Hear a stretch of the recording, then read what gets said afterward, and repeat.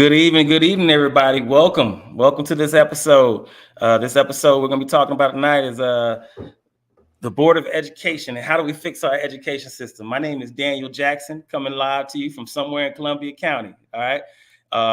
For me, I'm going to be inviting a few Board of Education candidates online tonight to discuss some of the burning questions that people from our community have. I actually have a few co-hosts that I'm going to be introducing. One in particular, I think Miss Dominique Levy. Dominique,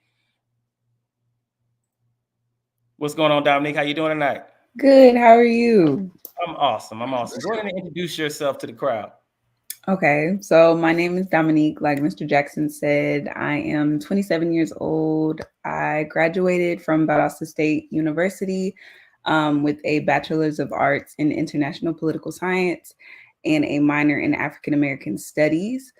And yeah, I graduated during COVID. So I graduated during 2020, which was definitely a transition and a lot of things. And so now I'm just in the process of actually applying to law school this fall. So fingers crossed. That's what's up. Hey, we appreciate you being here, Dominique, with all that going on in life.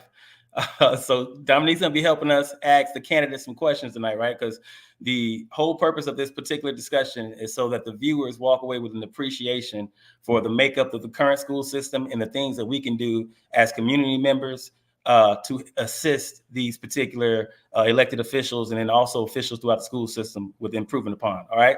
So no further ado, I'm going to go ahead and roll in the candidates. First off, I'm going to introduce a very good friend of mine, a very good friend of the family, Miss Samantha Valentine. Miss Sam Moore, how you doing?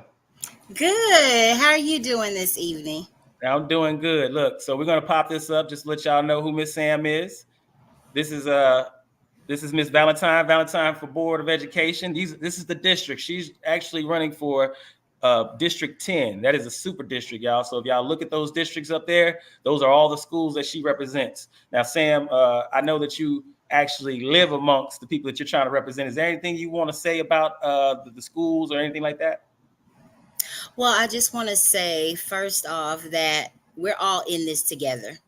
It's not just about my children. It's not just about the children in the district in which I live in, but it's about us all collectively coming together so that we can all have a chance to have the greatest public education because every day we're sending our best out of those doors to be educated so that we can have a well-established economy. And the only way we can do that is if we work together.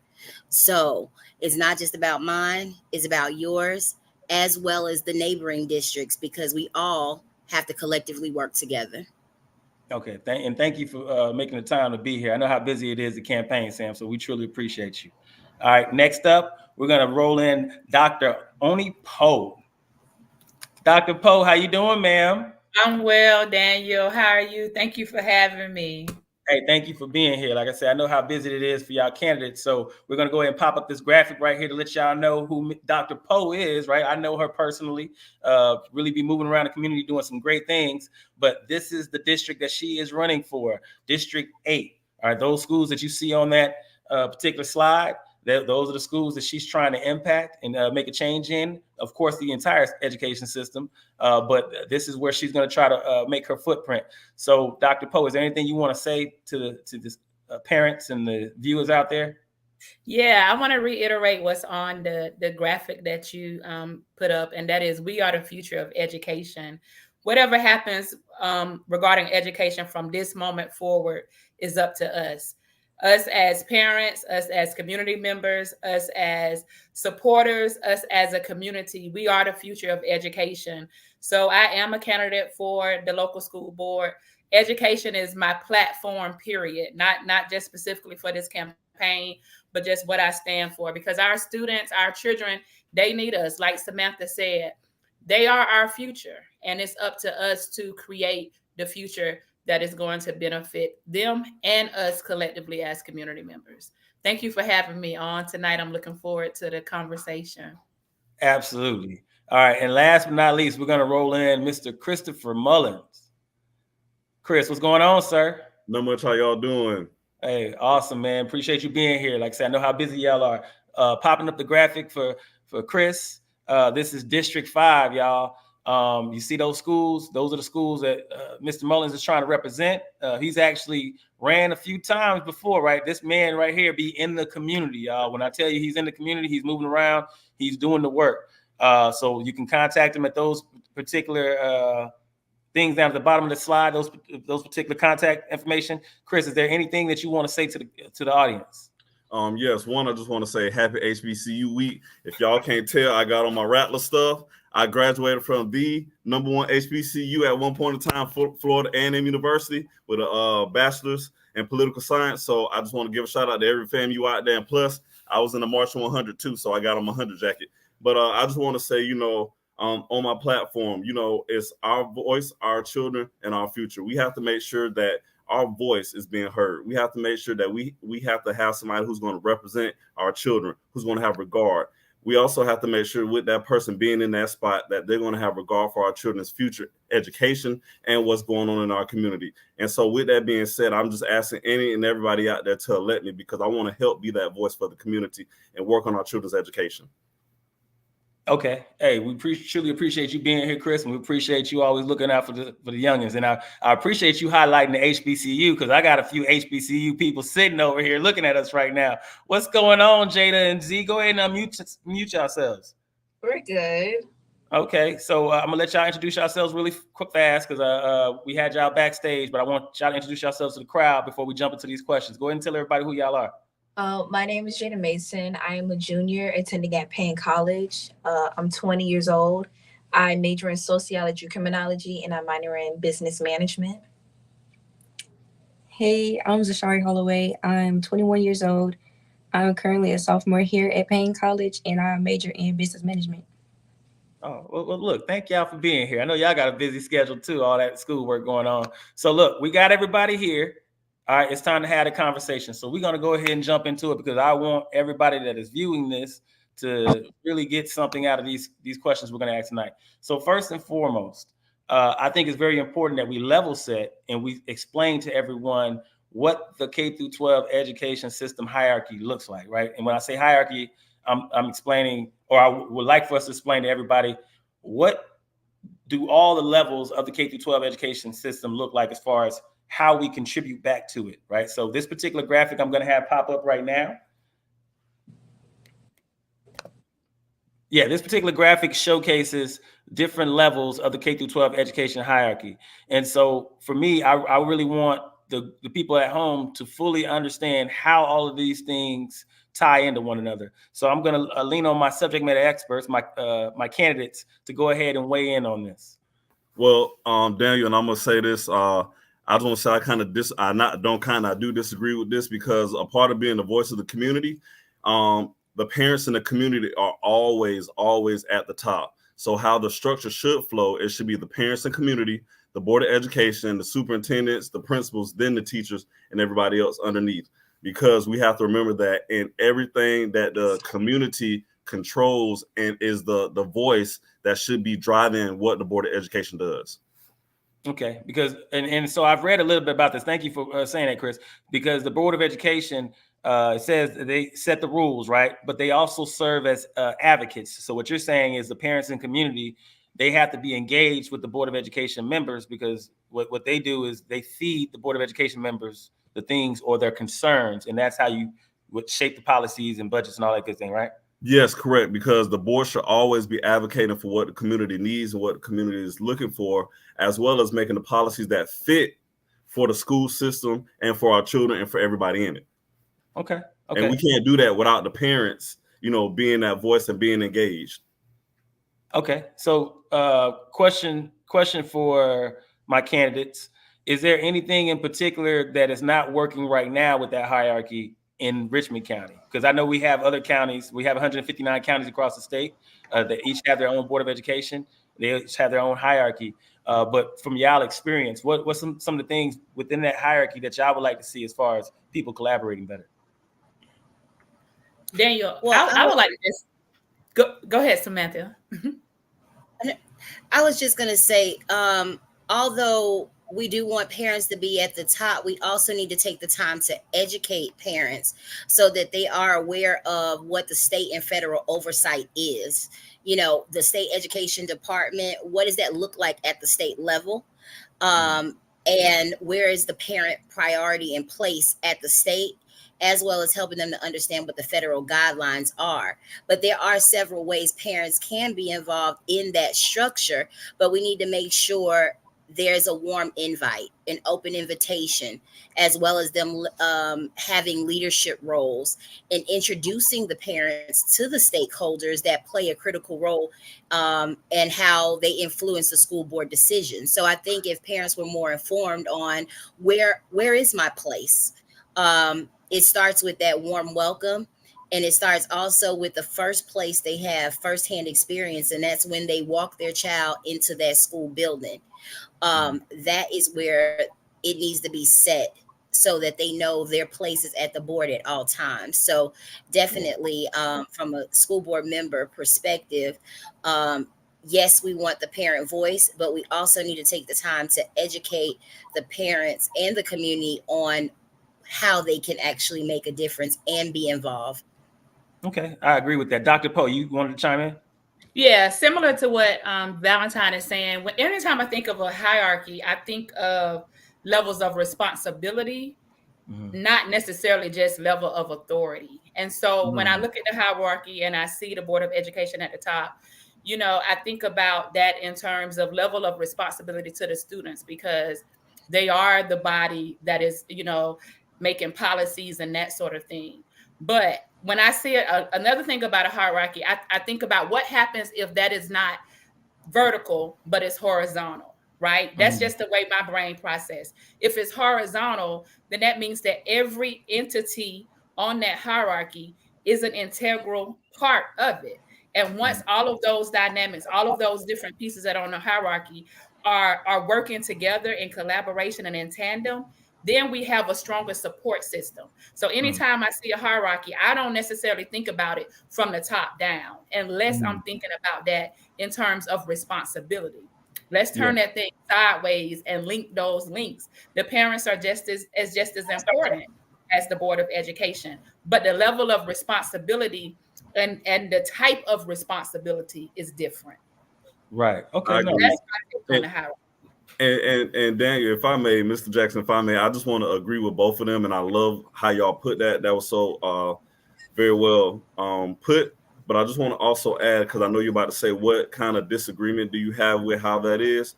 The one main thing is that I look at is, when it comes to that, is the bullying.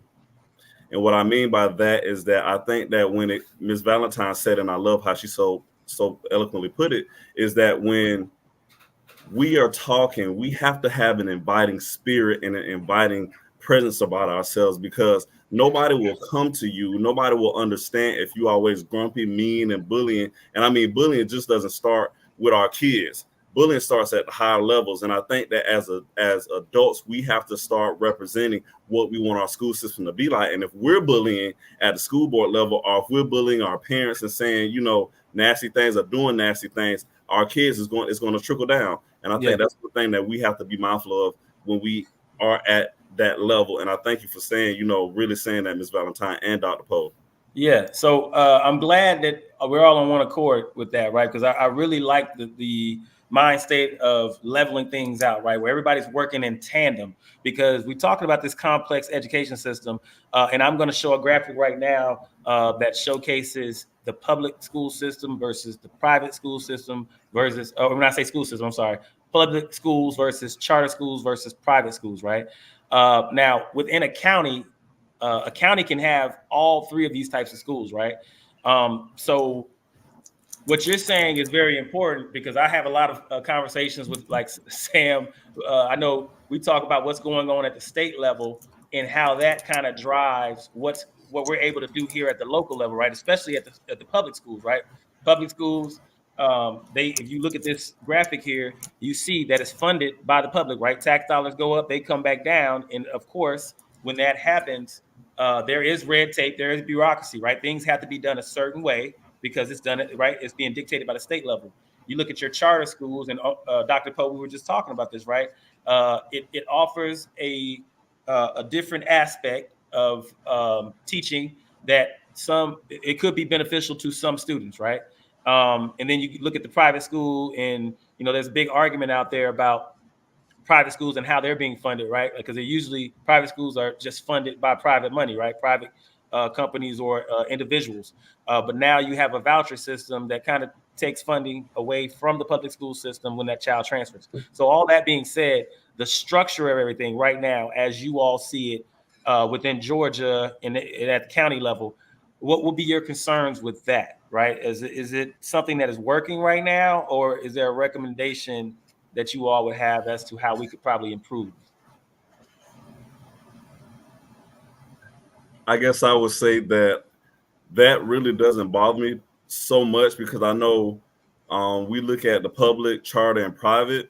Now, some people may say, oh, Christopher, you shouldn't say this, but I think that when it comes to education, we have to send our kids where they can get the best education. And sometimes that may not be the public school system. And, a colleague, one of my colleagues over here said it, Dr. Poe and Ms. Valentine said it earlier, that, hey, we have to do what's best for the children's education. And I think as long as we're educating our children and moving them forward, I think we have to be mindful of that more so than saying we're going to fight some things. And again, people may say, oh, you shouldn't say that, but I think we have to worry about our children's education, number one.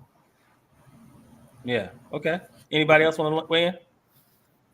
Well, I was going to say that first, it takes understanding the difference in the structures as well as the governance. As we know, with public schools, they're funded and operated by local, state, and federal government entities. So they have strict guidelines as far as curriculum, teacher certification, and accountability. Whereas, of course, with your charter schools, they may be federal, publicly funded, but they're independently operated, and they may have a more flexible curriculum as well as management, but they still have to meet performance standards, although they are not bound by the traditional public school rules. And of course, we all know about private school, but this is an area and an opportunity for collaboration that can take place, and we can elevate all of Richmond County if there was collaboration going on. So if we take example, curriculum development and best practices, well, now I can advocate on behalf of all students and say, hey, this public charter collaboration will open up doors for innovative teaching models and curriculum, which can be shared with the public school. So what we don't have in the public school, it should be no problem to say, hey, there's accountability, a framework, and a standard that may be going on at a partner charter school that can be implemented with a STEM program that we may not be able to offer. However, private schools may have the flexibility to test new pedagogy, and different ways that students can learn that will be outside the box. So again, not only can we collaborate all three, but we can also have shared resources as well as facilities. There is the ability to have joint facilities. You can even have teacher training and cross professional development. Let me ask you a question, because I love everything you're saying right now, because collaboration is the key. I truly believe that. What is holding us back from that right now, right? Is it just the politics of it, or is it really something else? Because I agree with what you're saying, right? And I know Chris said it earlier. All we're worried about is educating the kids, right? Like the plain and simple, educate kids. Now, the structure as it is, I was reading that charter schools just came into prominence over the past 2 decades, right? Where we've been in 45 states right now have legislation that allows charter schools, right? I guess it's 5 other states that don't. But point being is, there's a lot of different parents that are opting into something else because they're trying to find those, what they want for their child, right? Specifically for their child. And when you say we can work together, I know it's physically possible, right? I know it's humanly possible to work together, but what's currently holding us back from working together? That's my question. Well, I think that has to deal with a lot when it comes to, because I've heard several times in the community that Augusta Richmond County school district is very difficult to work with. And I think that's one thing I would love to see change. If, I'm so fortunate to get up there on the board to be visible, to again, like Ms. Valentine said, to bring that welcoming spirit. But I think that when it comes to that, I look at it as, and I'm gonna give an example. So for those who may not know, I run the Freddie Mae Foundation. We help men who've been abused, battered, addicted to drugs and alcohol, and we aid our children. We do a lot of mentorship in the community as well. And so with that being said, we work with Manhood Tour. We work with some guys in the community. I'm trying to get the Nation of Islam on board with some things. I've been working with different entities. I mean, you know, Band of Brothers, so all these different organizations and entities. But when you look at it, we are collaborating to move the needle forward. But when you bring things before the system, I think that we have an issue where it comes down to whose name is going to be on it, who wants to be in charge, who wants to be this, who wants to be that. And I think if we are really talking about educating and moving the needle forward when it comes to making sure our kids and that we collaborate, we have to start with that. We have to start with the politics. We actually have to look at what is the best solution and situation that will be for our children. We have to. And I think that once we start looking at certain things in that aspect, I think we'll start looking at it as, like Dr. Poe said, on a linear instead of a vertical, where everybody is now working together and moving forward, besides just saying, hey, this is how it goes. I'm going to drive this forward. My name is on. I'm Christopher Mullins, and you're going to do what I say. That has to stop. And part of that comes with the bullying, because we've had organizations that I know that I've dealt with that have been blackballed. Blackballed out the system. And I think once we start looking at people and who they are and what they can offer, besides saying, hey, they may have caused a ruckus, quote unquote, because they spoke out about something, we have to start looking at how can we use them to drive and be in their lane to drive this community forward, to drive the school system forward. Okay. Go ahead. You had something, Sam? Well, I was going to say some of the challenges to collaboration are definitely funding and resource disparities. You know, one of the biggest challenges in collaboration between public, charter, and private is the disparity in funding and resources. Although public schools are funded through taxpayer dollars, you know, private schools, they're relying on tuition and donations. So any partnership would need to address the financial differences. But the next thing would be operational differences. Public and charter schools are subject to certain state regulations and accountability measures that private schools just are not subject to. And it can complicate partnerships. However, it doesn't stop the fact that as educators, this is not just a hat we wear. This is the work that we're doing inside and outside of the school. It should never take the place of collaboration amongst educators that can actually spearhead additional programs and things that we can do on behalf of the students. And it just takes sitting down and really knocking down those barriers and saying, hey, what can we do? How can we make this happen? But again, understanding all of those advantages and disadvantages is definitely the first step. Okay. Well, I appreciate that input. Dr. Poe, you got anything on this one? You know, I was going to sit this one out, but I think I might want to say something. Oftentimes what I think about is that what we miss a lot of times when it comes to collaboration is an actual strategy, you know, an actual method, an actual plan of action. You know, I think Christopher was talking about, you know, some of the issues that may have happened before and blackballing and all of that stuff. Yeah, you know, that kind of stuff happens. But what would a parent need to do to be a part of a strategy? What would a teacher need to do to be a part of a strategy? What would a building level leader need to do to be a part of a strategy? And I think sometimes that's what's missing. We never make it to that point, or maybe we've utilized strategies that didn't work. Okay, what's next? You know, so I think there are always opportunities, even if we've explored an opportunity and it hasn't worked before. Let's just try another one. You know, I don't know what the correct answer is in turn. I don't even remember the exact question, but what I will say is I believe that there is room for all of the types of education that are possible to work and to work effectively if we have an appropriate strategy and the right type of implementation and even a plan of action for if that doesn't work. How do we pivot and keep moving forward? But what happens a lot of times, we reach roadblocks and then it stops right there. Right. You went on mute, Dr. Poe. You're on mute. You gotta unmute yourself. I say we can't keep reaching roadblocks and then stopping. You know, we may have to detour, we may have to go around, do another type of workaround. But I believe that the opportunities that we seek are always possible. We just have to develop appropriate strategies to meet them. And then I want to just add one last thing, because y'all are hitting some like nails on the head, and I love it. I'm actually working on my doctorate in education, and that is one thing that I appreciate it. Thank you.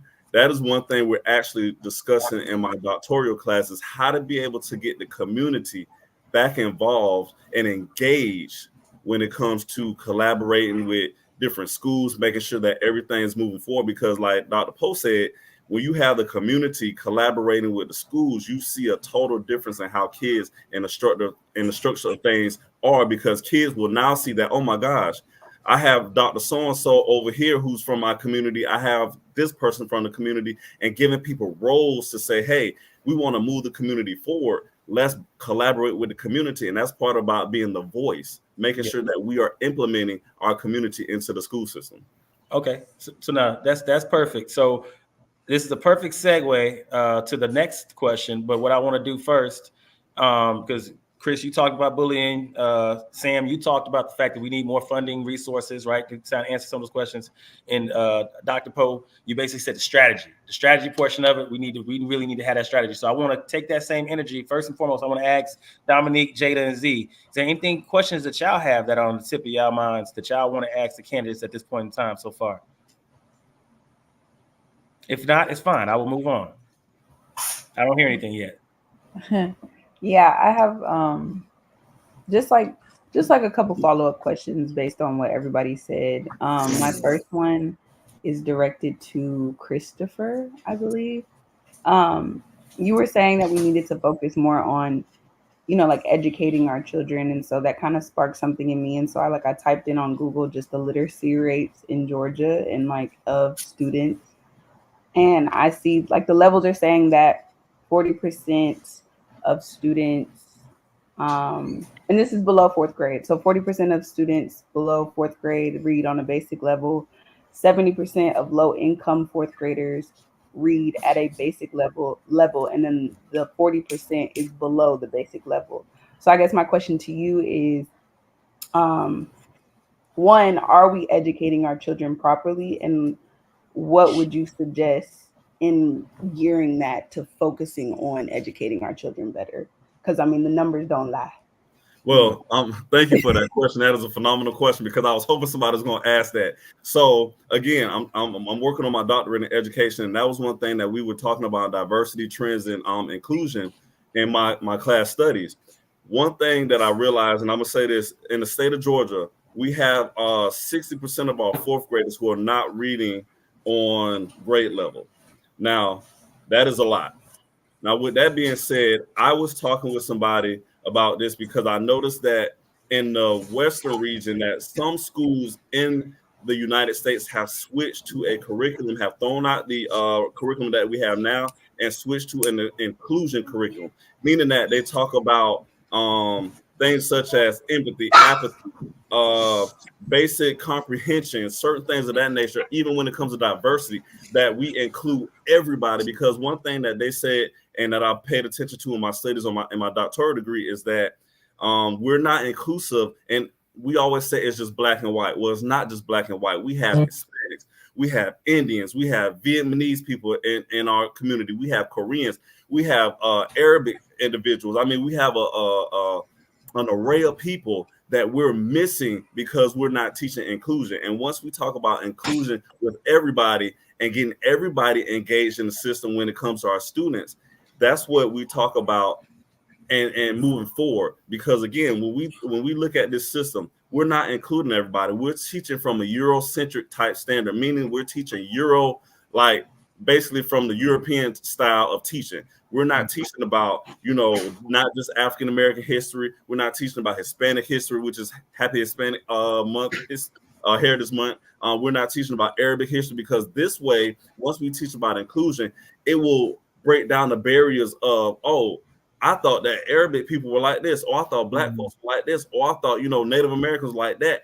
Then that gets us talking about, well, if we're all operating on the same level, how can we therefore be a part of our community when it comes to politics, when it comes to making sure that we do certain things, in our community, where we say, hey, somebody threw a piece of paper on the ground, hey, pick that up, because all of that stems from just that basic education of inclusion. Yeah. So I'm gonna give the other candidates a chance to weigh in on that same thing. So my question isn't really about like what Dominique was talking about. My question is more so, with all of y'all highlighting different points of education and all of y'all focusing on different aspects of what's missing from the education system, are y'all willing to work together to bring that to the education system, whether or not you're elected? I will answer that one. Definitely. So, if we go back to the structure, as school board members, they're the body that's responsible for establishing policies related to curriculum, school safety, discipline, and other key areas. They also oversee allocation of funding from local, state, and federal sources. So it's a combination of all of those things. But we must keep in mind that the district superintendent, is responsible for day-to-day operations across schools. So as school board, their position is to hold the superintendent in district schools accountable for student performance through the setting and the reviewing of academic goals. So collectively, yes, we're all going to have to work together. Doesn't mean we all have to approach it the same way. No, but having a sense of self-respect, self-worth, advocating on behalf of the community we represent, as well as bringing those ideas to the table, not falling under this is what's always been done. If we don't share the new innovative ideas, then they're not going to get out there. So it takes us bringing it to the table and then collectively coming together to figure out what is the best strategy for our students, not what worked somewhere else, but for our students right now in today's time, not focusing on the past and things that didn't work before. Hey, it may not have worked then, but in 2024, 2025, it may work. So let's see what we can do. It's nothing wrong with trying. Okay. Appreciate that. Dr. Poe, you want to weigh in really fast? Yeah, I want to weigh in on that. I love that question. And the way I interpreted the question is, am I willing to be a part of the change regardless of my position on the Board of Education? I don't know if that's exactly how you posed the question, but that's what I heard. Did I interpret your question right? Yes, ma'am. Okay, good. And I want to say, yeah, and that's why, like, everybody that asks, like, what's my platform, what's my campaign, all of that. My platform is my platform, period. It's not my platform because I'm running for a seat on the school board. And that's Dr. Poe for education. I am for education. So the way I advocate as a mother, the way I advocate as a teacher, the way I advocate as a community member, is the way I advocate, period. It's not what I'm beginning to do because I'm seeking a seat on the board. It's what I do because of who I am. You know what I mean? So I'm already doing a lot of things. I can't necessarily say I'm doing the work of a school board member because I've never been in that role. And I'm funny about saying what the responsibilities of a role are if I haven't sat in that place. I can read about the responsibilities of a Board of Education member. I can read about, where we are in that hierarchy that was put before us, but I've never operated in that capacity. You understand what I'm saying?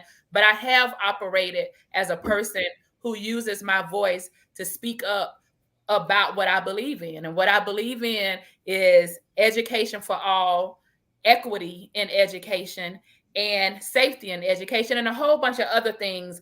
But that's not what I'm just now starting to believe in because I'm running for a seat on the board. It's just what I believe in. So yes, I am willing to be a part of the change. Like I said at the beginning, we are the future of education. And regardless of what happens after the election on November 5th, I'm a part of that future. I'm a part of that change. And that's just what I stand for and what I believe in. So the answer is yes. Well, that's awesome. Hey, I truly appreciate y'all weighing in on those questions. Really quick, I'm about to jump into my sponsors because I really want to show my appreciation for our sponsors and allowing us to come out here and educate the audience. So first and foremost, let me go ahead and give a big shout out to B Cyber One, IT security and solutions. So if you are a company out there, you are looking for someone to come in and assess your network and the IT things that you have that you hold so dearly to get everything done within your company, please check out B Cyber One, their IT security and solutions. I know them personally. They can come in and do a great assessment for you, take care of your network in you. All right, so B Cyber One. Next, Tropical Smoothie Cafe. Tropical Smoothie Cafe, y'all please check them out. Locations in Columbia County and Richmond County. So if you're a fan of Tropical Smoothie Cafe like I am, please check them out, right? Delicious. Last but not least, Cliffisms. What's up, Cliff? What's up, guys out there at Sports and Spirits? Mondays, you got Monday Night Football. Please come out and check them out. It's always a good time. Falcons fans, rise up. Wednesday nights, Sip and Paint. All right, pull up. I've never been to Sip and Paint because I'm not a painter, but Cliff, I promise I'm going to be at one of them, right? I'm going to be in there with my little paintbrush. Got you, brother. So thank you to the sponsors. But let's go ahead and transition into this next question, right? Because Chris, earlier you stated that bullying was a big issue. Sam, you said one of the things that we really need to talk about was resources. And Dr. Poe, you stated about strategy, right? So all those different things are certain things that we need to put together in order to figure out what's going on. So this next question we have is going to start to deal about the safety. So we recently had the school shooting in Winder, Georgia, right, where we lost a few Georgians. But this is not unique to the United States. This has, been happening within the schools and also outside of the schools, right? Neighborhoods, not just Richmond County, but there are a number of counties out here in Eastern Georgia and across the state that there've been a string of youth on youth violence, right? So the school system being the place where all young people go on a daily basis, right? Monday through Friday. Is there anything that you as candidates or you as potential board members that you see that you would like to see from a resource standpoint increased to support our communities? And I say communities for a reason because the schools can't do it by themselves, right? When the kids leave your hallways, they actually go to those neighborhoods, and the neighborhoods drive a lot of the attitude and the behavior. Is there anything that you see as a candidate that you would like to see, whether it's state, whether it's local, resources? We're talking about resources, period. What would you like to see increased? Question mark. Okay, I'll go. When we discuss resources, I do feel that we need more resource officers. I know at one board meeting they were discussing about getting more resource officers in the school system. What I will tell people, I know that certain things are being worked on. However, we still have to be mindful that when I talk to some of the individuals, it takes 6 months to go through police academy now. And I'm like, wow, I didn't know it took that long. But I think that's one thing that we have to look at, and some free resources that I personally want to see more of is mentorship. So I speak of mentorship as a mentor myself. I had my nephew living with me at one point in time, and I speak from the avenue of a mentor. And I love how Dr. Poe and Ms. Valentine, how they spoke from their avenues. But speaking as an avenue as a mentor, I think that we need more mentors in the school system. I've worked with different organizations. I work with different people who are willing to come in to say, hey, we want to come in and be mentors. I had some young men, some young Black men come in, and we went to Hornsby Middle School. We went to Langford Middle School. We went all around, Richmond County, teaching young men how to tie ties. We talked about sexual education. We talked about gun violence because of the Laney shooting that happened at the beginning, close to the beginning of the year. And we talked about certain things that were needed from a perspective of a mentor and being able to say, hey, emotionally and mentally, why do you feel you need to have a gun? Why do you feel you need to pick up a gun to shoot somebody? Just those different things. And even when it comes to I'm a veteran, I'm proud to say I'm a disabled veteran. I'm working with the military right now to see how we can get the military back involved in the schools, because My job requires me to travel a lot. And so with that being said, well, not a lot, but I travel often, but I'm able to see other school districts. I'm able to talk to other people in different school districts in Texas and Louisiana and other places and see how the military sponsors some of these schools. And I mean, those are free avenues that we can say, hey, how can we collaborate with these entities inside of Augusta because we're a military town? Why can't we collaborate with an entity like that and say, hey, can you read for us? Can you talk about gun violence, gun safety, just these different measures that we can look at and say, hey, we don't even have to look at the budget when it comes to that right now. We can talk about free, which is mentorship, collaboration, bringing those other entities in to make sure that we do it for free. Right. Okay. I like that. You want to go ahead and weigh in, Sam?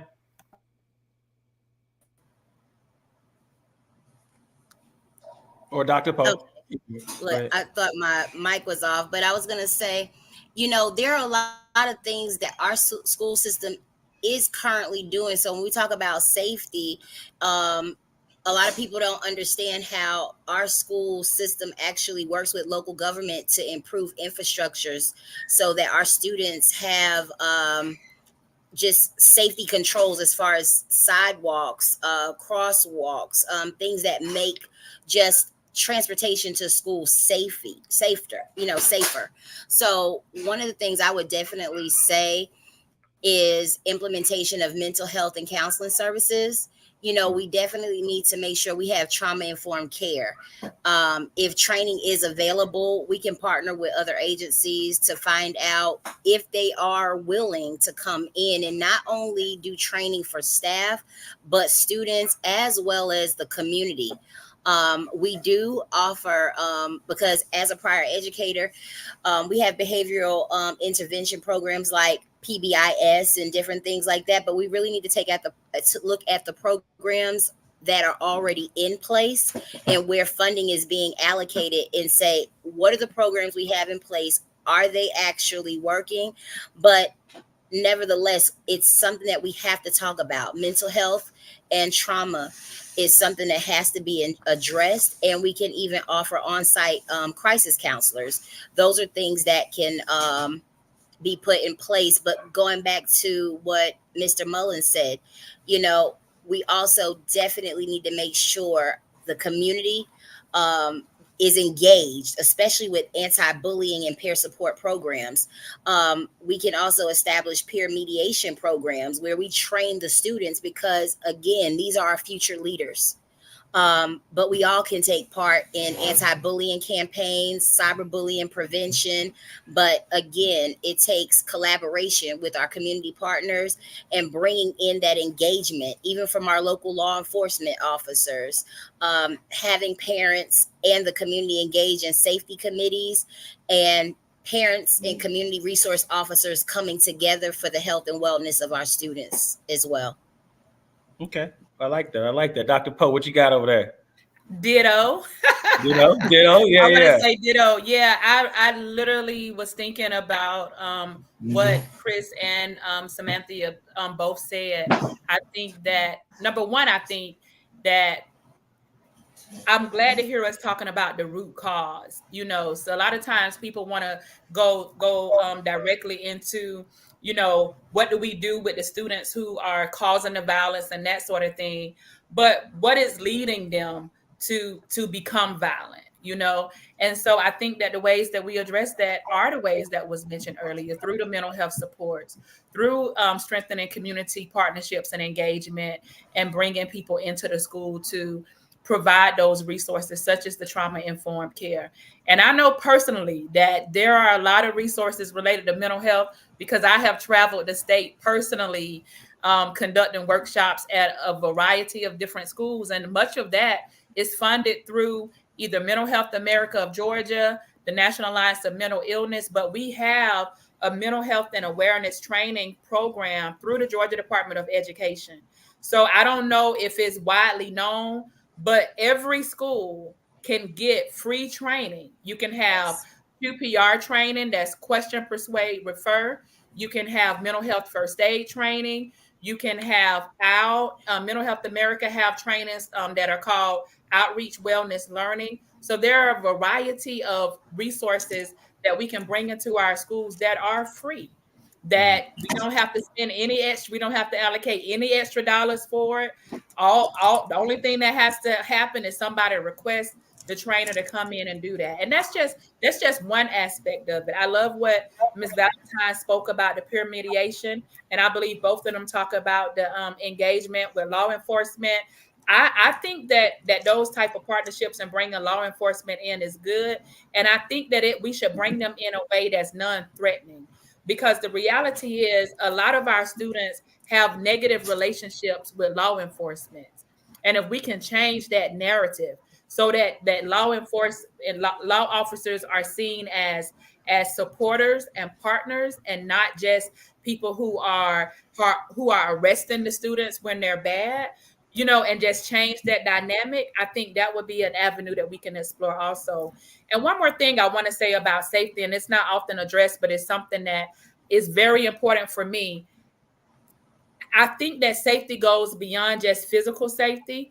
Valentine talked about the sidewalks and the roads, but I think that psychological safety is something that we also need to put on the table. And that goes with mental health and all of that stuff. But we need to keep students safe, sometimes even from the grown-ups in the building. And I'm going to say that personally, because I've seen a lot of things that students don't even feel safe within their own schools, and they feel like they don't have a voice, and that even when they speak out, that they're not supported.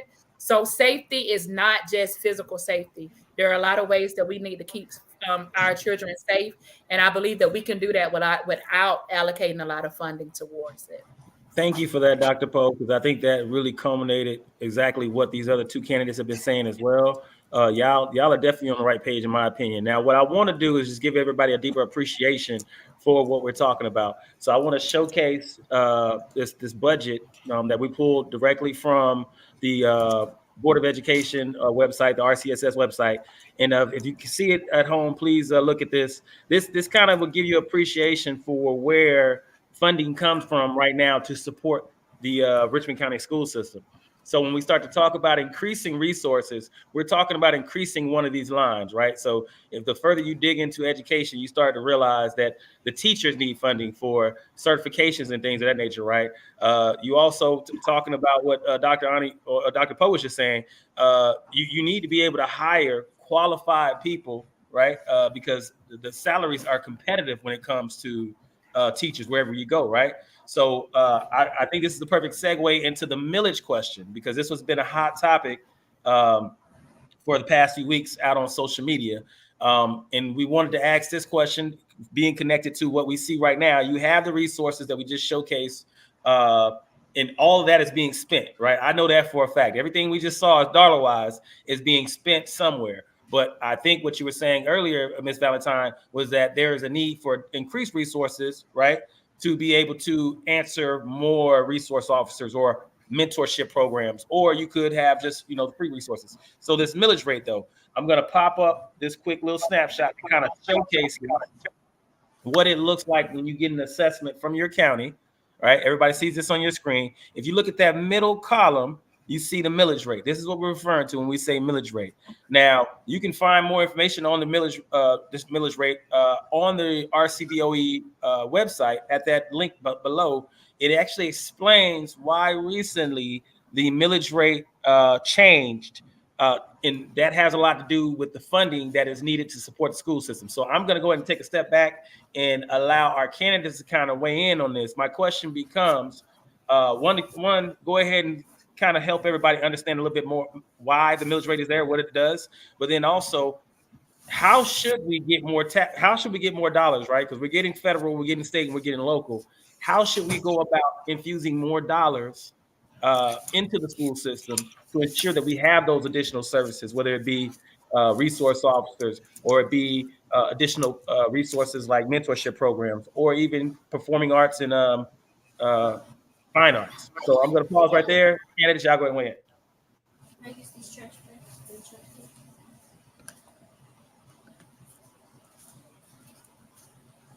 Anybody? Nobody? Okay, you guys good?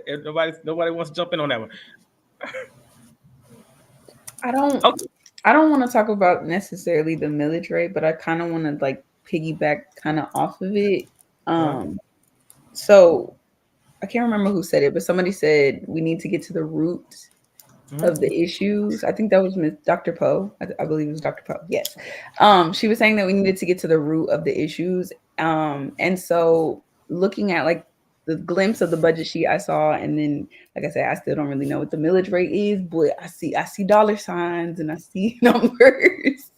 So I guess my question or comment, or just so you guys can weigh in, is kind of just like, if you believe like the root of the problem needs to be like addressed first in order for everything else to kind of flourish and grow from that, why doesn't, aren't funds allocated for mental health or for safety or for like those root issues that kind of catapult everything else? I guess, like, what is the budget meeting and where are we putting the money?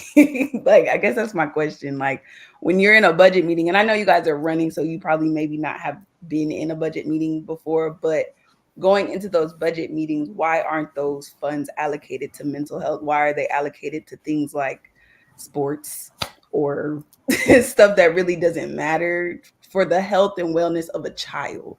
You know what I'm saying? I guess. Look, and Miss Dominique, I'm gonna say this. As you can tell, again, I was a part of the band. I was in the band in high school. I was in the band in middle school. I did choir. I did all of that stuff. I mean, I was one of those kids that did all of that stuff. I think when we start looking at it, we have to start looking at audits and see where our money is going and break down how everything is being spent. Because I think right now we have programs out there. The Richmond County has some programs out there, but are they being utilized is the question. And I think once we start, doing audits and budget breakdowns and different things, we could then say, well, if this program is not needed, we can kind of scrap this and maybe incorporate it with something else to be able to put those dollars somewhere else. Because I think once we start really evaluating where the money's going, what's going on, are the programs effective and efficient, then we can start to say, well, hey, this money right here, we can kind of pull this back from this. We can eliminate this program and put this funding over here, because I think that and again, I may get beat up about this too, but I think we put a lot of focus on sports and athletics. And again, I was in the band. I did all this stuff. We put a lot of focus on sports and athletics, but boom, we still have those individuals that are struggling when it comes to education, when it comes to comprehension, when it comes to these things. And again, I think it's just all about looking at the budget and doing the audit and breaking it down to see where we can allocate money. Okay. Go ahead, Dr. Poe. I want to weigh in on that as well. And Dominique, I appreciate your question. And when you were talking about the different aspects of or the components of it, like where the money is going, I wrote on my paper, it all matters. So sports matter to some students, arts matter to the others,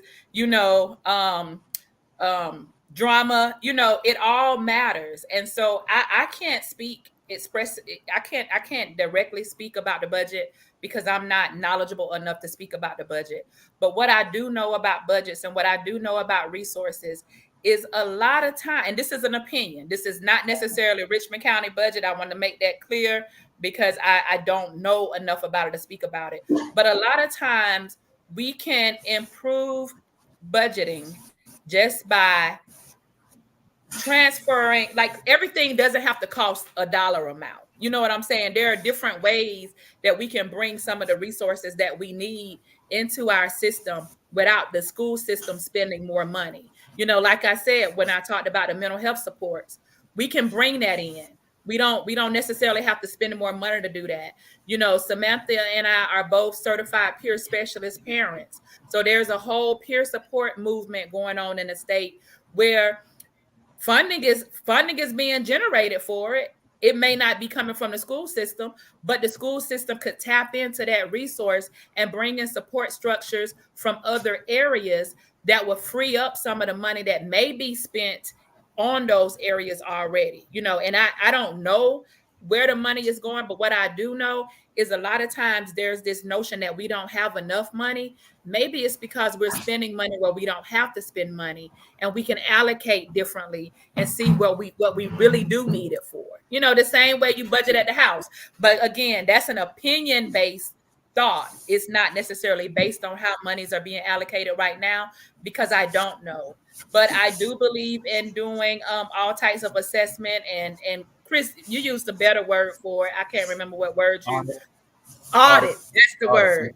I do believe in audits and all of that stuff, but I don't necessarily believe in making cuts from some of the smaller programs that may only be benefiting one or two students, because I feel like if it's benefiting one or two, then they need it, because they may not benefit from what 98% of the other people are benefiting from. So I'm never about, if it's only supporting one, we need to cut it. I'm going to be the person that advocates for that one, because I believe that everybody needs to be served. And maybe there's a way that we can reallocate by not spending money where money is not needed to be spent. Go ahead, Ms. Valentine. I was going to say, first, within our particular area, we have to look at just being having financial responsibility and understanding what we're voting for. I don't think a lot of our taxpayers understood when we lowered or made certain areas exempt, how it was going to affect the overall responsibility for taxpayers. But I would definitely say that when the millage rate is increased, you have additional funding that is going to allow for more resources. And just like both candidates stated, when you have teacher salaries that are going up and they're able to get benefits, you attract and you retain highly qualified teachers, because now you're offering them a competitive salary. We're not going to be able to keep highly qualified teachers within our school systems if we cannot make sure those needs, basic needs to take care of their own families, is happening. Being an educator in the school system at one point, if you live here, you want to make sure that you're able to make a living to take care of your family and your household as you're going out each day and educating students. When you have a higher millage rate, classroom resources and additional funds can go towards updating textbooks or digital tools or instructional material. But again, when we talk about extracurricular activities, we have a great orchestra program in Richmond County. However, it is not necessarily offered on a consistent basis every day. And some of those things are arrangements that are made by individual school administrators to say, oh, yes, I would love for my students to have orchestra every single day. And I just recently had this conversation. At some schools, the funding is not there. The support may not be there. It may be a academic program that's cut from the day, because we also know that during the day, there's a certain amount of academic time that has to be spent towards academics. So some of those extracurricular activities would have to go on the after school or out of school time. But I would definitely say that when we hire more staff, we're able to reduce class size, and then we can also expand mental health support. By one thing going up, it allows us to open the doors to other funding areas. But within Richmond County school system, if we're going back to parents and community involvement, this is why we need to look at our school improvement plan that every school has, and it is listed on their website. Every school has a school improvement plan, and it's very transparent in all of the programs, allocations, and different things that are currently being implemented within their school. But then we also have a district improvement plan, and parents can weigh in if they're part of their school council. Those doors, are open, but are we actively recruiting? Every single school has a school council, and it is not something that is optional. So if you really want to get your voice out there and look at those budgets, look at those school improvement plans, we can enhance with the millage rate increase, school security, safety, transportation, nutritional programs, and other things. And again, it takes us all collaborating and being a voice.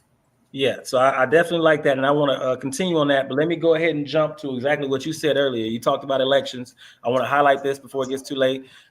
We do have all of these elections that are coming up in Richmond County. Okay, voter registration ends on October the 7th, and I'm sorry, not just Richmond County, everywhere, y'all. So wherever you're viewing from, elections are coming up. Voter registration ends October 7th. The last day to request an absentee ballot is October 25th. Get registered at that link right there that you see on your screen. All right. The second thing that I wanted to cover when it comes to elections, I wanted to make sure that y'all know that you have different locations you can vote at when it's time for election time. If you're voting early voting, you can go to any polling location in your county. But when it comes time for the actual election day, you're going to have to vote at your designated polling location.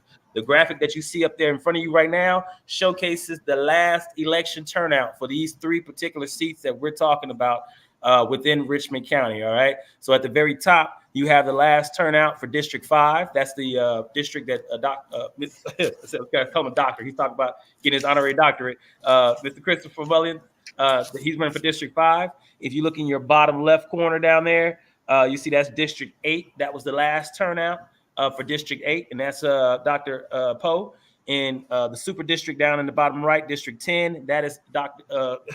Sam Valentine, right? That is the last turnout in 2020, which was a presidential election year. Now, I say that to say this, y'all, look at the turnout. All right, the turnout was 61%, 67%, and 68%.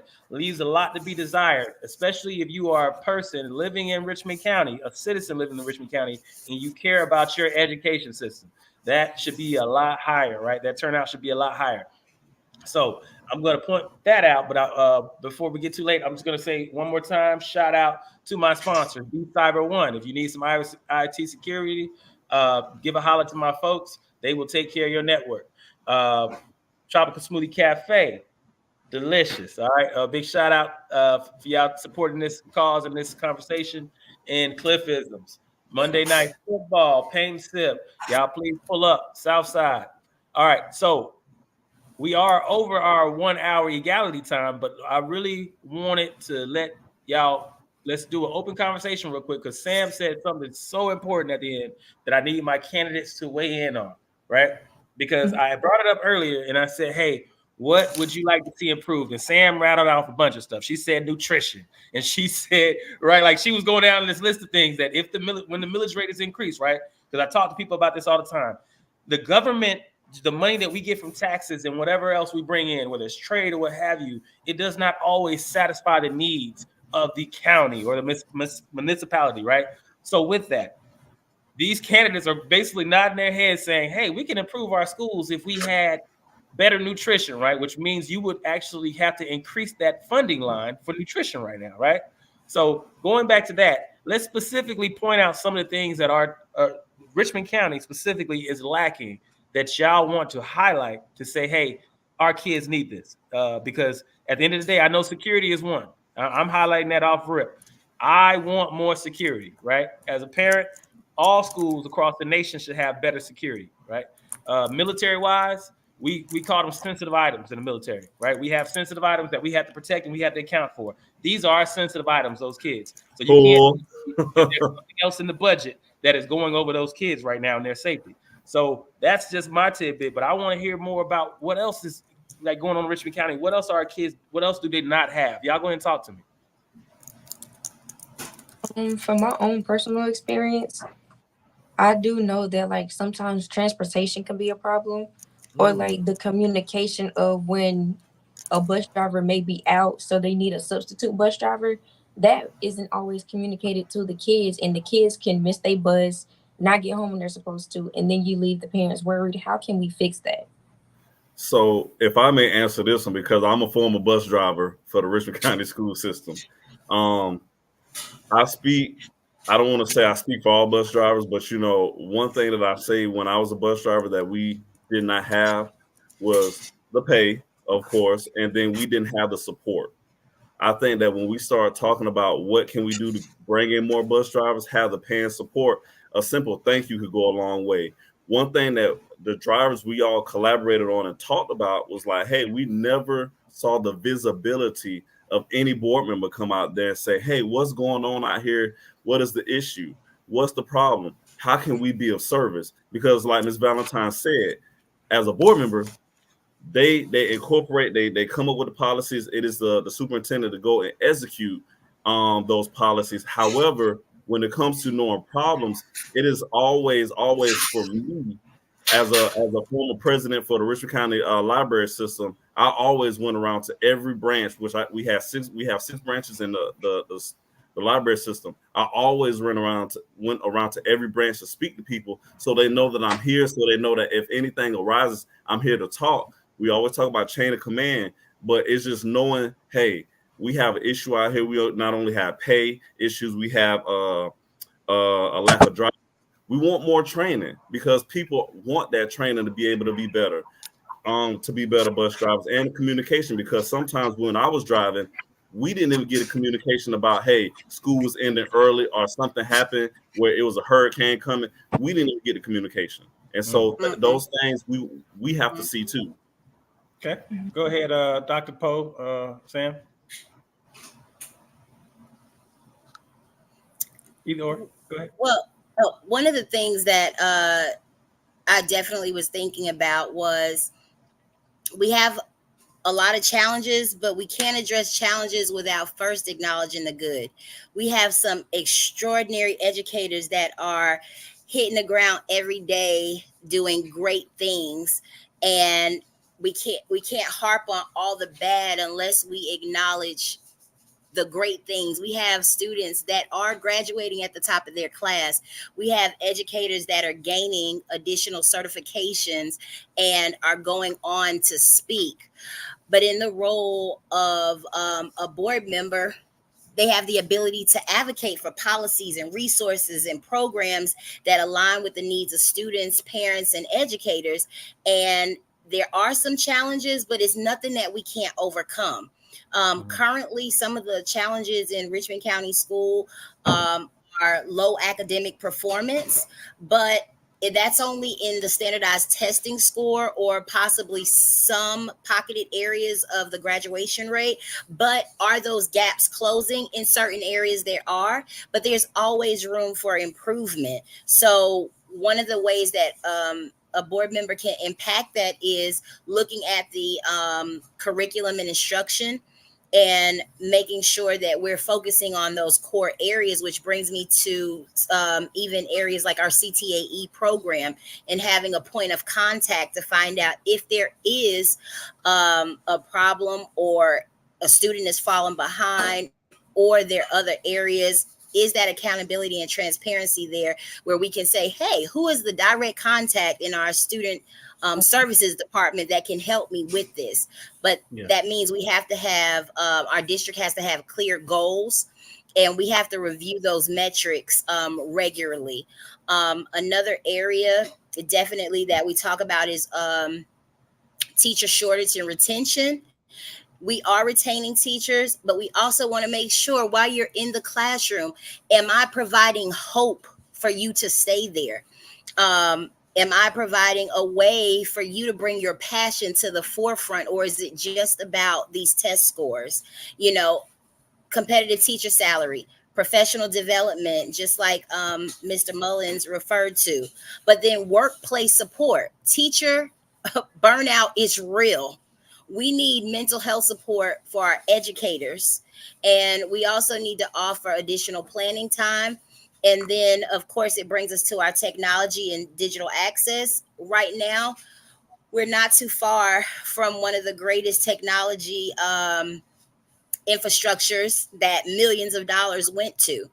We can definitely partner with technology programs, Savannah Riverside, also increasing access to funding or simple things like expanding internet access.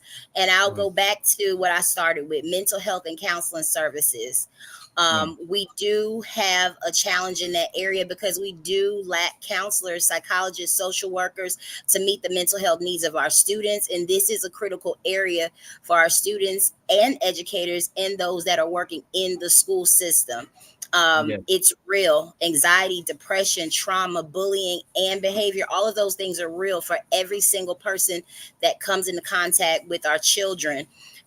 So we definitely, have room for improvement there. So Yeah. those are So, just a few. yeah. No, I appreciate that list because it was all very important ones. So, Dr. Poe, I'm going to let you weigh in really quick before I get into the closing statements for each one of you candidates, because I want to make sure that y'all, sign off and let your supporters know exactly how you feel, what you need support from moving forward. Go ahead and weigh in, though, Dr. Poe. Is there anything you wanted to add to that list of things? Nothing I want to add to the list, because that was a very comprehensive list. But I think when I think of list, and listen, I think different than most people, but I was just imagining flow, right?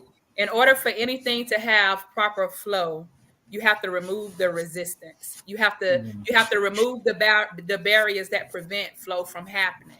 Remember at the beginning of this podcast, I talked about turning that hierarchy linear, right? Mm-hmm. And so I'm really thinking about each one of those components of, I don't want to say the puzzle, but I guess I just need to go with a puzzle piece just to make it visual. If you increase the effectiveness of each one of those parts and increase the effectiveness of those parts working together, then I feel like we hit the mark on everything else by doing that.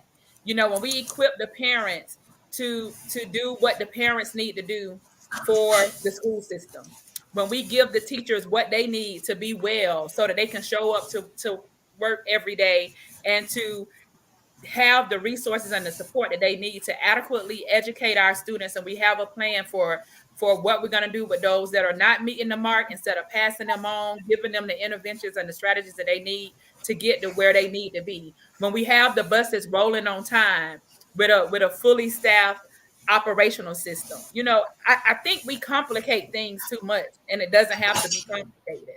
We need to fix what's broken, what's not broken. We need to make sure that it's operating effectively and just keep it flowing. I mean, it sounds so simple, and I'm not trying to make light of anything that's happening, but once we connect the links, listen, I started filling in the gaps in 2018. That's my own organization, because I felt like what I was able to do in my role as an educator, that there were so many missing things. So I thought that our community lacked resources. We don't. We lack connection. And just like we lack connection, and I'm not saying collaboration, because a collaboration is a word that's thrown out a lot. And when you talk about collaboration, I always hear people talk about, well, we're worrying about who gets the credit. Who's worried about credit? If we're connecting, if the school board is operating in the role and the capacity that a school board is supposed to do, as a school board member, if I'm elected, I may not be able to be at every community event. But if I have parents at that community event who can give me the information that the parents are saying needs to be heard, and I have teachers who can give the information that needs to be heard, and we have a system in place for that, then we just keep it flowing. So Right. I don't know if that's what I'm supposed to say on closing remarks or not, but I No, just think it's not as complicated as we make it. no, That's just what I think. no, that's perfect. Because the closing remarks is just your last words, and I'm about to offer you guys right now. There you go. Could I just say this one thing, please? I know I didn't say truly what was mine, but what I think that we should also have, and it may not be dealing with the curriculum. I mean, we said all these things, but I also like to call out the elephant in the room. We need term limits, because our system gets stale when we have people up there for 20, 30, 40 years, and the same thing. Don't laugh, but we have the same people in the same positions, and we're not bringing any new or fresh ideas, because people are sitting up there way too long, and they're disconnected from the community. So I say term limits is needed at the board level. Okay. 30 years should be the max. What'd you say there, Jada? I said 30 years should be the max. 8 years should be the max. I was about to say 30 is too long. Yeah. So that is perfect. I'm glad you brought term limits up, because we're talking about what Dr. Poe just brought up was the fact that there's always a lot of resistance. Talking about filling in the gaps, there's some resistance, but once we actually come together, right, and come to an agreement on some of these things like term limits, right, that we should be able to improve. Now, this is what I want to do. Final words. I want y'all to go ahead and tell us about as a Richmond County Board of Education candidate, right? Soon to be an elected official, right? If you win this race,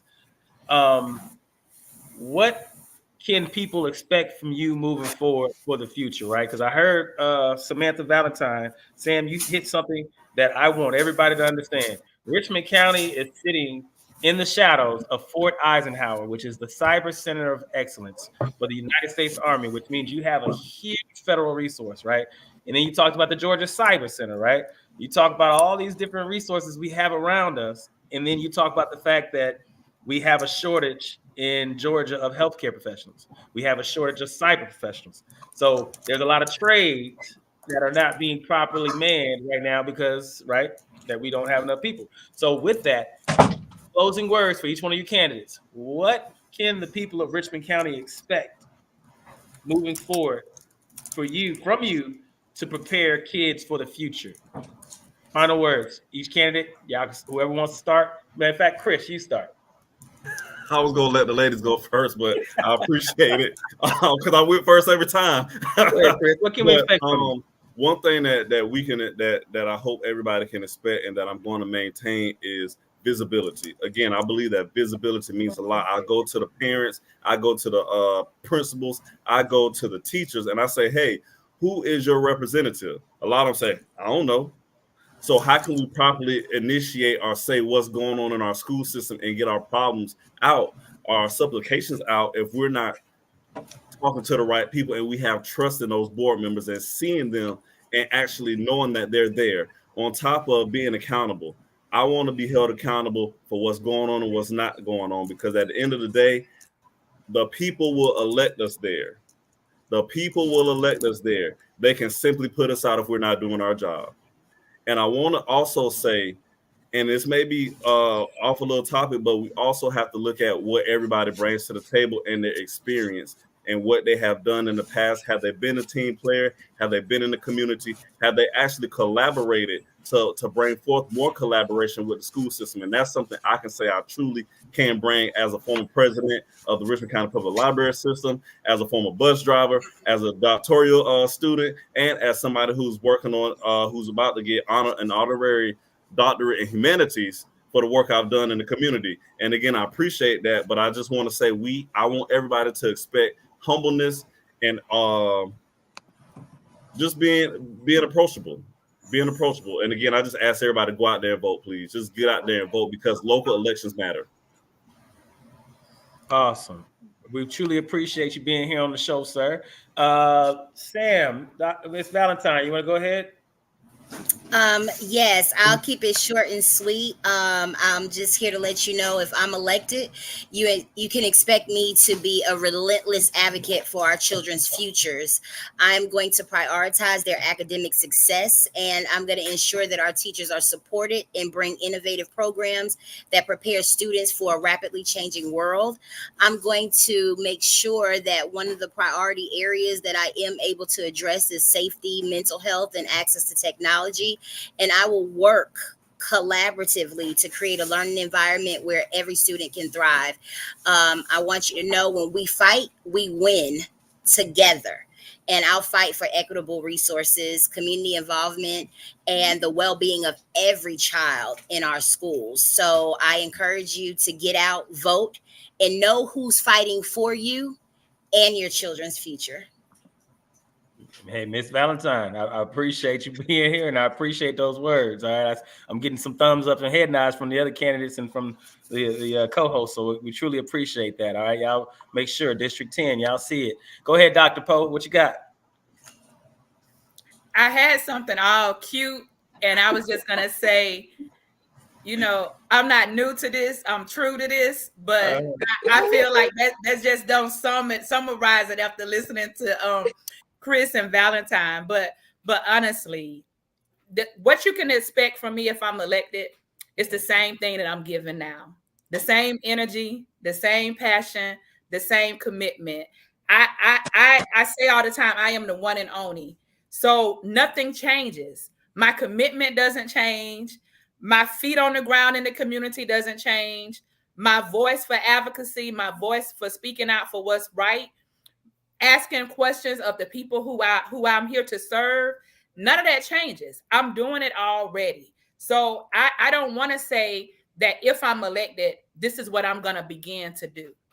I'm going to say if I'm elected, what you see is what you get, and that is my commitment to be the voice for the future and the present of education.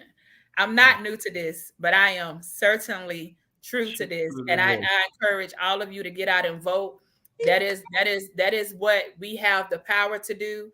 We can elect the people who we want to represent us, and we can vote them out. So use your voice and know this is what I'm here for, and that's my closing remarks. Well, look, that was amazing. Thank you for putting that out there, Dr. Poe. We always appreciate you and filling in the gaps. Like I said, I've been following you for a long time. You know it. I truly appreciate you coming to this forum, as well as Chris and Sam. We love all y'all. But I'm going to give my co-host one last opportunity to say something before we go ahead out of here. Any comments that y'all want to put out there in the wind for the viewers at home or for the candidates that took their time out of their day to come here and answer some questions for us? We appreciate y'all coming out here and telling us you all's plans. One final question that I have for each of the candidates. I want to know what makes you feel as if you are qualified to be in your position.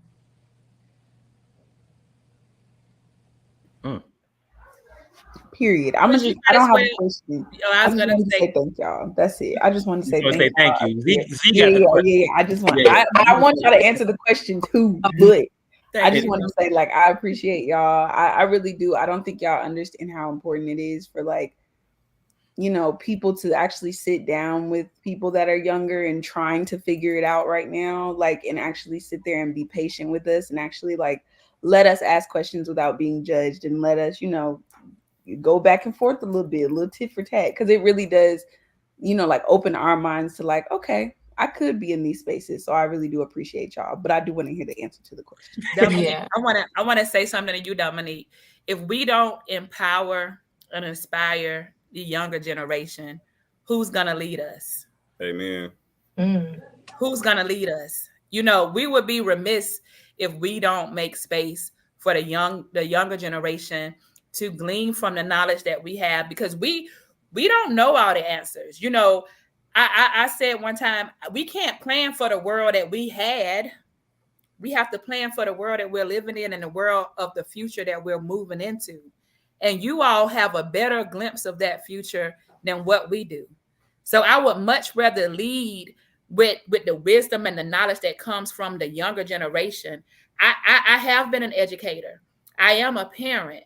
But what my children tell me all the time, I have a daughter that just graduated. It's her first year in college, and I have a 9th grader and a 10th grader. My son tells me all the time, this is a different generation. So if everything that I'm deciding and everything that I'm standing for is based on my generation, we have failed you all. So I just want to say thank you. Thanks to the young people who are here tonight, because we need you all leading us. We may be out front, but I'm going to lead with what's pushing me from the back. And that's the young people who I'm speaking on behalf of. So thank you. Now, Chris, take us on out with Daniel's last question. We're going to keep the same flow. Okay. So again, Oni, that was phenomenal. Samantha, that was phenomenal. Just phenomenal. But I will say some of the things for me really quickly. Again, I'm a doctoral candidate in education. I'm getting an honorary doctorate in humanities for all the work that I've done with the Freddie Mae Foundation in the community. I'm a former bus driver. I'm a disabled veteran. I've been around the world and back again. I've seen many systems. I've seen so many other entities where I can, transfer that knowledge from different countries, different systems, and bring it to Richmond County. I'm also an advocate. I'm a mentor. I also was, there you go, I'm a former board president of the Richmond County Library System. Just to let y'all know, the reason why, if y'all had the digital play cards, was because of not just my leadership, but the leadership of the Richmond County library board at the time between 2020 and 2021, as well as the bookmobile. We were the ones that initiated the bookmobile, these innovative ideas. And when Ms. Valentine talked about being able to connect the Wi-Fi and connect internet, guess what? Through our leadership at the Augusta Richmond County Public Library System, we are able to offer the free Wi-Fi pucks through the digital cards, through the library cards, so that students who don't have can get on the internet. So it's some of the things that we have done and I have done, and I say we because I have a team of people behind me and that's standing next to me that have helped me get where I need to be. And I want to be able to help this system move light years to where it needs to be, because studies show that America is almost last in being innovators when China, Japan, and every other country is years ahead of us, and we need to be more competitive. And I want to make sure that our children, you all, our young people, are competitive in the job industry as well. I love it. I love it. Miss Valentine, what you got? I was just going to say that the reason I fight every day is because I'm in this. I'm fighting for not just myself, my children, but all of the students that are being born right now, that all these opportunities are going to be unveiled for. I might not see all the changes that I want to see right now, and it might not even happen in my lifetime, but I'm definitely going to make my mark in it. I'm definitely going to make sure I'm using my voice every chance I get, because there may be someone that doesn't have they're not encouraged to speak out. You know, I'm deeply committed to serving children, and I can't advocate on behalf of children and families at the state or national level if I'm totally walking out the door every day and I see disparities. I've been an educator for 22 years, whether it's middle school, high school, or as a professor. But I've worked alongside families. I work alongside families right now, but I've seen the good that can happen in other places. I see the good that's happening right now in pocketed areas. So if we can do great work in isolation, why can't we do great work together? You know, all of us collectively, whether in this position at this date, in this time in 2024, I'm going to still hit the ground and keep doing the work with the great organizations that are out there making positive change. And I will definitely say, if I have individuals like Dr. Poe and future Dr. Mullins, there is no child that is going to lack mental health. There is no family that is not going to get mental health needs. There is no child or family that is not going to get food. And I know that personally because I've had to reach out to both of these individuals, and they're in there every day doing the work alongside many others. So definitely, I just want to say that my passion for education and dedication to advocating for others, it makes me ready to get in the trenches and fight for you and yours as well. Thank y'all. Thank y'all. I truly appreciate that feedback. I know Z truly appreciates that feedback. Z, Jada, Dominique, I truly appreciate y'all being here to ask these candidates some questions. To my candidates, I love each and every one of y'all because it takes a lot to step up to actually say you want to be a representative and go out there and literally represent on behalf of the people, right? Sam, you hit the nail right on the head. There's a lot of people who are afraid, right? There are a lot of people who sometimes they feel as if they can't stand up for themselves, so they look towards their representatives to stand up on their behalf. So I wish all of you well out there on the campaign trail. Hopefully you come back to the show again. We can talk about some more education stuff, but this was an amazing discussion. I want everybody to understand that it's not just these candidates that are going to get the job done. Everybody in the community has a role to play. So as they're out here moving around the community trying to get things done, let's get behind them. Let's stand next to them, right? And let's walk this road with them to improve the education system. So, hey, once again, this is Daniel Jackson. This is the Egality Hour. We have broken down education for you. Please continue to send us some questions, all right? We want to continue to keep this conversation going. We love every one of y'all. Peace.